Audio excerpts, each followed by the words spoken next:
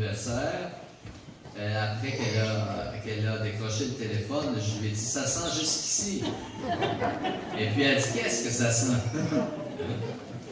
Et là, elle énumère tout ce qu'elle a fait, tout ce qu'elle a préparé depuis le début novembre. Hein. Le ragoût est fait, les tourtières sont faites, les pâtés, les tartes, les gâteaux. Et il reste seulement qu'à éplucher les patates. Hein. Et là, le jour où je l'ai appelée, elle préparait les sucreries. Hein, les fudges, les sucres à la crème, et puis les chocolats fourrés de toutes sortes de bonnes choses. Et puis elle me dit à chaque année, hein, c'est dommage que tu sois si loin, que tu pourrais écouter. Alors, ma tante, chaque année, je la retrouve dans cette joie de la préparation aux célébrations de Noël. Ça me touche à chaque année de voir que pour elle, il y a autant de plaisir à préparer tout ce qu'il faut pour Noël qu'à recevoir ses enfants, ses petits-enfants, le jour même de Noël. Elle prend des semaines pour préparer une rencontre. Et comme elle sait que chaque année, ils sont venus les années précédentes et que chaque année, ils reviennent, eh bien, elle sait déjà ce qu'elle va vivre avec eux. Hein? Elle sait déjà que ce sera un moment d'intense joie, de partage, de fraternité, et elle prend plaisir à faire plaisir. Ma marraine n'est pas la seule. Hein? Il y en a ici là, qui se préparent certainement activement aux festivités de Noël, à recevoir leurs proches pour Noël. Et vous savez que quand on attend de la visite, quand on se prépare, on prépare la table, la nourriture, déjà c'est un peu comme si la visite était arrivée. Parce que déjà on pense au bon moment qu'on va partager. Et bien, cette image-là m'est venue, lorsque j'ai parlé à ma tante, m'est venue comme une bonne image pour parler de ce que c'est que le temps de l'Avent.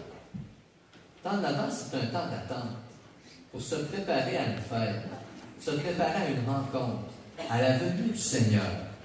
Mais en même temps, si on l'attend, c'est parce qu'il est déjà venu. Il est venu. Le témoignage de ses apôtres, de ses disciples, est dans l'Évangile. Et ils nous ont annoncé, ils nous ont partagé combien la paix était grande dans sa présence.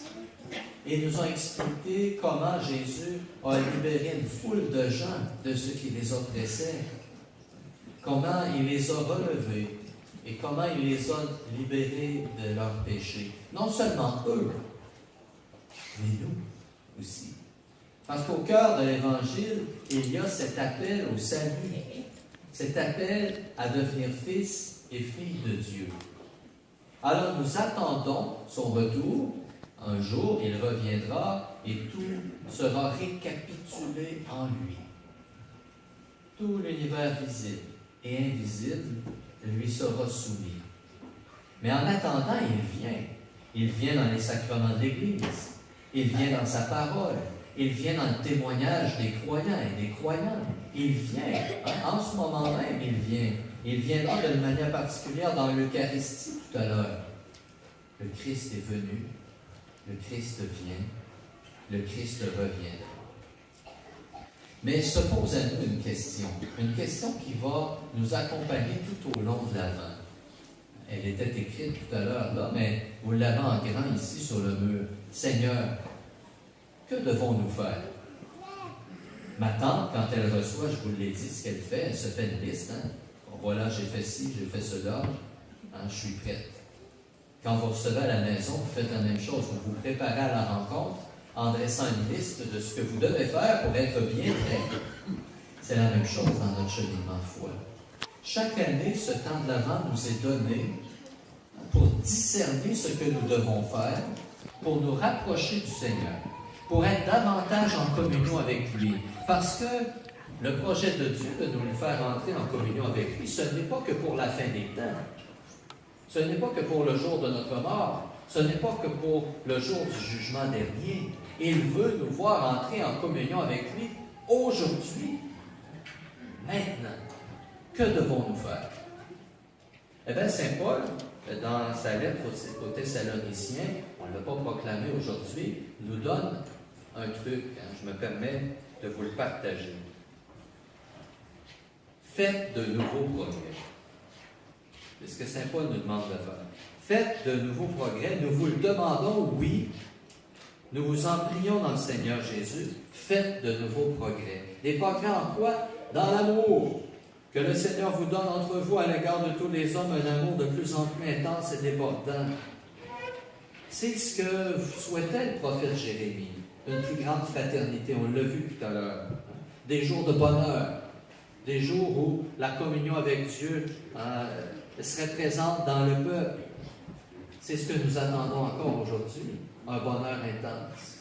Et Jésus nous l'annonce, ce bonheur intense, nous le trouvons dans notre communion avec nos frères et sœurs en Jésus. Une communion qui nous fait entrer dans l'amour du Père. Frères et sœurs, ce temps de l'Avent, ce n'est pas un temps d'attente passive. Il faut se secouer un peu. On n'attend pas les bras croisés que le Seigneur vienne. Il ne suffit pas de dire Seigneur, Seigneur. C'est lui-même qui le dit dans l'Évangile.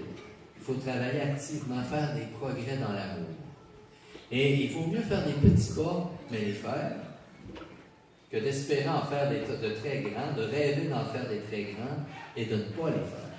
Alors, en ce temps de l'Avent, frères et sœurs, je vous invite à travailler activement à la venue du règne de Dieu en vous et par vous, en faisant des progrès dans l'amour, dans vos familles, dans vos milieux de travail, vos milieux de loisirs, faire des progrès dans la charité, faire des progrès dans l'espérance, avoir des paroles positives, des paroles qui présentent Dieu aux autres, avoir l'imagination requise pour être capable de rejoindre leur cœur et leur partager le désir que Dieu a de les rencontrer, de les sauver. Le temps de l'Avent nous sert à nous préparer activement à cette rencontre que nous vivrons avec le Christ.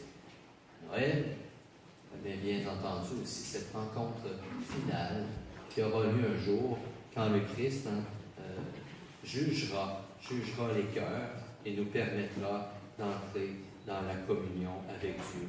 Et Jésus a cette parole rassurante. Quand tout va de travers, quand les puissances des cieux seront ébranlées, quand les hommes seront désemparés, affolés, quand la nature se déchaînera, tenez-vous prêts à relevez-vous, relevez le front, relevez la tête. Jésus ne nous demande pas d'entrer dans un chemin de peur, mais il nous demande d'entrer dans un chemin de confiance et de ne pas nous laisser surprendre par la peur. Il y a bien des gens qui me disent, Monsieur curé, j'aimerais ça que vous me donniez la foi. Ils sont dans l'épreuve, tout à coup, là, ils voient plus clair, et ils me disent, j'aimerais ça que vous puissiez me donner votre foi. C'est pas comme ça que ça fonctionne, vous le savez comme moi. La foi, c'est fort et c'est fragile en même temps. Ça a besoin d'être entretenu, nourri. Et là, ça peut transformer nos vies. Alors que ce temps de l'Avent, frères et sœurs, soit un temps pour vous de travail actif à cette transformation intérieure qui va vous permettre d'entrer davantage en communion avec Dieu. Puissiez-vous vous détacher de tout ce qui n'est pas de lui pour entrer dans sa joie le jour de Noël. Tout à l'heure, je soulignais la